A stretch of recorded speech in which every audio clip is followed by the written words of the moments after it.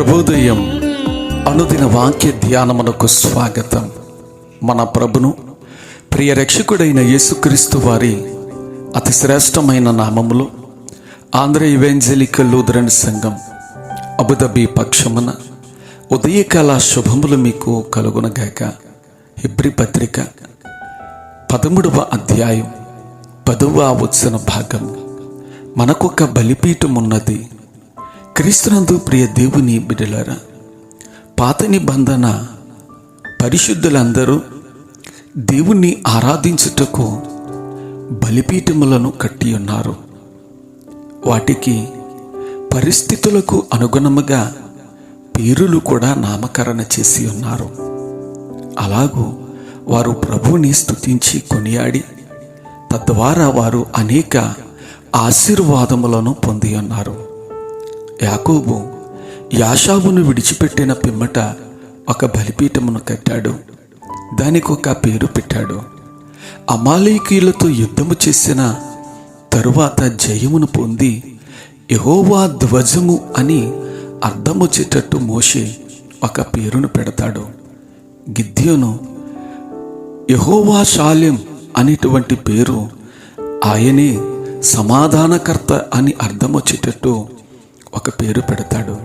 అయితే మనకొక బలిపీఠము ఉన్నదని హెబ్రీ గ్రంథకర్త సెలవిస్తూ ఉన్నాడు. ఆ బలిపీఠము కల్వరి సిలువయే. బలి పశువు ప్రభువైన యేసుక్రీస్తే. యేసు అనే మాట ఆంతర్యమును మనము గ్రహిస్తే మత్తయి సువార్తికుడు రాసినటువంటి మాటలను బట్టి తన ప్రజలను వారి పాపముల నుండి ఆయనే రక్షించును అని అర్థం వచ్చేటట్టుగా ఆయనకి ఆ పేరు నామకరణ చేసి ఉన్నారు. గనుక మన కొరకు బలి అయిన క్రీస్తు, ఆయన కార్చినటువంటి రక్తము అమూల్యమైనది. ఎడ్ల యొక్కయు మేకల యొక్కయు అటు యొక్క రక్తము పాపములను తీసివేయుట అసాధ్యము. గనుక దేవుడు తానే ఒక శరీరమును అమర్చుకుని మన మధ్యకు వచ్చాను. ఆత్మస్వరూపియగు దేవుడు రక్తమాంసములు గలవాడై ఉన్నాడు. ఆయన సిలువలో తన ప్రాణమును సర్వమానవాళి పాప ప్రక్షాళన కొరకు ధారపోసినట్లుగా మనము చూస్తూ ఉన్నాం. అందుకే పౌలు యుక్తమైన సేవను గూర్చి మాట్లాడతాడు. సజీవ యాగముగా సమర్పించుకున్నటను గూర్చి అతడు వ్రాస్తూ ఉంటాడు.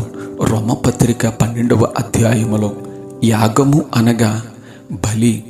పాత నిబంధన కాలమందు బలి పశువులను సమర్పించేవారు. క్రొత్త నిబంధన కాలమందు మన శరీరముని సమర్పించుకొనవలసిన వారమై ఉన్నాం. మరో మాటలో చెప్పాలంటే మనము క్రీస్తుతో కూడా చనిపోయే అనుభవము మనము కలిగిన వారముగా ఉండాలి.